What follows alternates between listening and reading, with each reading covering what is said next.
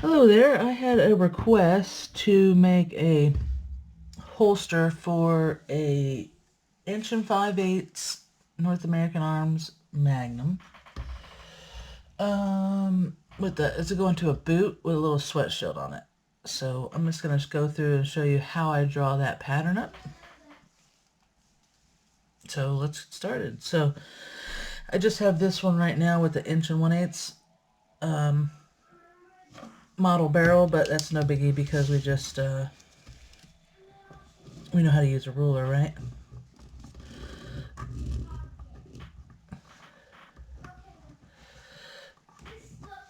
So what you're going to do to add to it there, so the barrel is not actually just this length right here. The barrel actually goes in a little bit.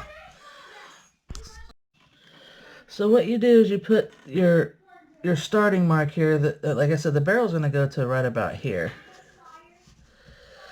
So you go to 1 inch and 5/8, and you make a mark. After you made that mark, you just draw your line out, and you see where your barrel goes up like that. I don't know if you guys can see that on camera or not. Where the barrel starts, you make a line, 1 and 5/8, and you connect them together. And that's how you got an 1 and 5/8 barrel. I need to order the actual mold for it, but right now this will work just fine. Then you just scoot it down a little bit, and you can make a spot for the sight there. So now we have the 1 and 5/8 barrel model sized out, so we can start drawing the actual pattern. Now I do this with a pencil because anything can change. You're going to go about 1/4 of an inch from the end because you want to make sure there's a good amount of room at the end there to protect the end of the barrel. Just go straight across like that. Alright, so we gotta mark a line here where we know. I just kind of do this number here so I know you need at least that much room for your finger to come out. And what you're gonna do is you're gonna measure halfway in between the gun there. What's the middle point? And that's how you're gonna mark your stitch line, offset like this. You just go down.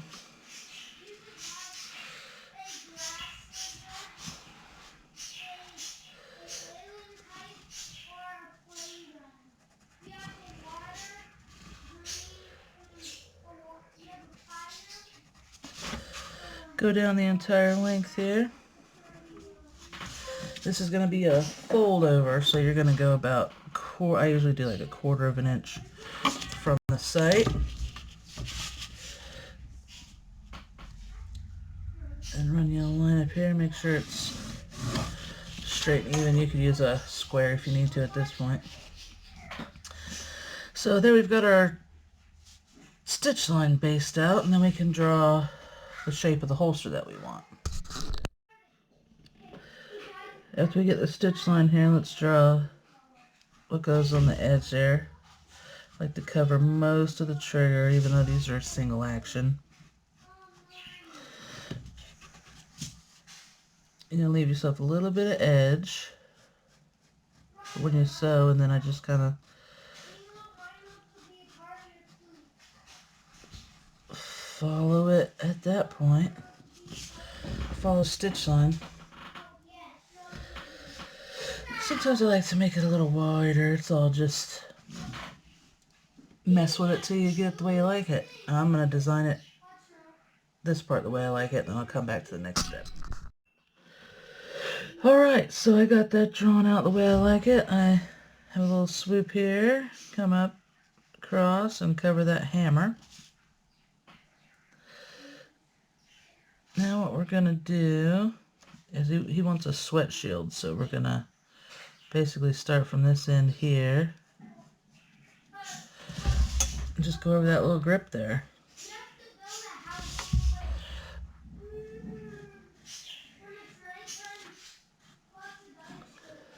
kind of swoop it. See how it kind of angles down there? You could actually do it a little tighter if you want.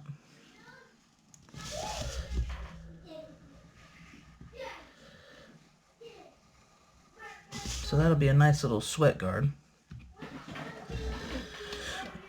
So what we're going to do now is we're going to cut this whole thing out and we're going to flip it over so it's a mirror image. And then we're going to trace that out and cut it. Then we're going to cut the sweat shield out on one side. I'll show you what that looks like. Okay, so we got this all cut out. Like I said, you just trace a mirror image and it does the whole thing, including the sweat shield. So the gun, this is going to be, if it goes in your boot, most people will orient the gun like this with the clip right here. This will be on the inside of your leg. So you would grab a gun like this with your right hand. So your sweat shield is not going to be in the front, it's going to be in the back. So the way I drew this pattern, did the mirror copy, now we can go ahead and just cut this out. It'll be in the exact right spot, in the exact right shape. Cut that little point off there. Like curves better than points. So there is a holster with a sweat shield. It looks something like this. Now I need to decide what kind of clip we want to put on there. Let's just put these here for fun, for funsies. There we go. So for the boot, I usually with these inside the waistband holsters, I use these really thin clips because people like to put them in, you know, in small gun. Use a small thin clip. It's really strong still. And you put it like in a watch pocket, you can put it inside your pocket, wherever you want.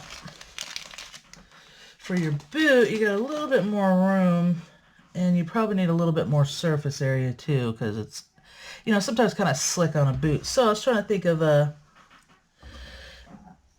what's the biggest clip I can get that'll fit on there. So with the 1 5/8, you got a few more options. I got a few of these clips to try for different scenarios with it. Just I think it's just a little too wide. It'll definitely hold that in your pocket. This would be good in your boot. This would be good for a boot holster for like a bodyguard or something like that.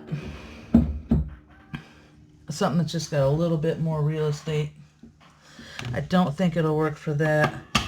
So it'll be down to one of these two, which are the same width. What about length here? Let's see. That would work for the 1 5/8. We'd be right at it.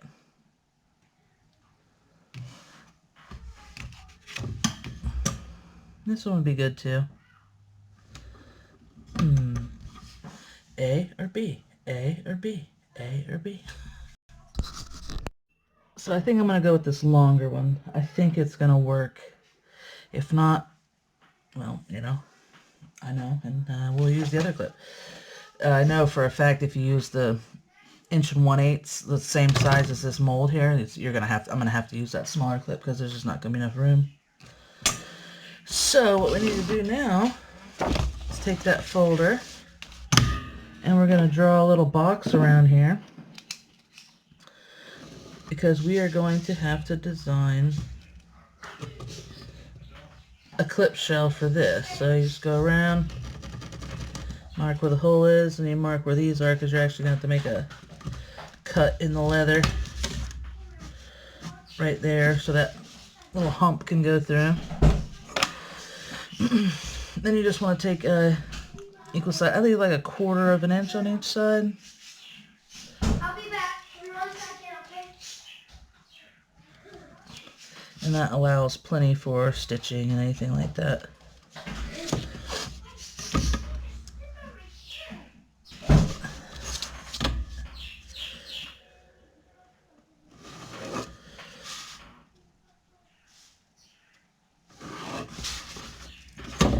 And since these are round on the bottom, I usually round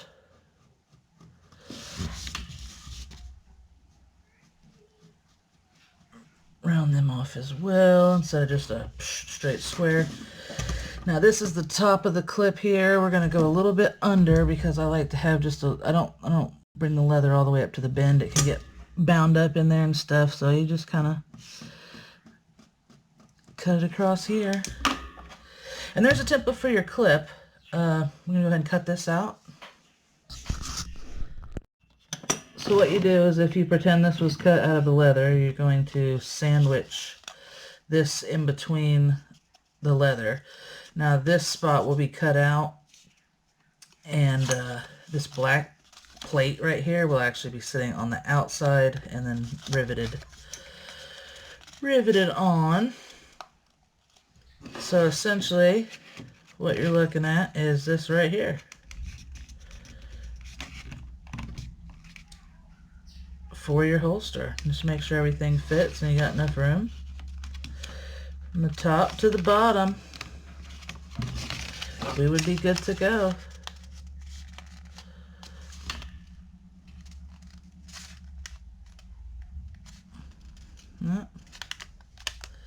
And that would be an in the waistband holster, or specifically marketed toward the boot carry for this gentleman, with a sweat guard to keep the grip and the hammer from rubbing up against you. I think what I might do is I might slit right here as well, just because I like I don't like that hammer being in there too tight. I like it to have a little freedom so it doesn't get pinched in there, just in case. Especially, you know, you can never be too safe, especially with something that doesn't have a trigger guard on it. But essentially there it is. That is the that's how you draw the design for it. And next video I'll put out will be making this holster to see what it looks like in real life instead of on a, you know, drawn with marker on a folder.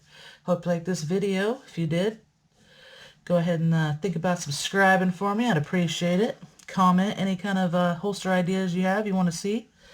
I do make holsters for other guns, not just mini revolvers and derringers, but yeah, let me know. Links in the description to the website too. It's going to be mstoutdoors.com. You guys have a great day.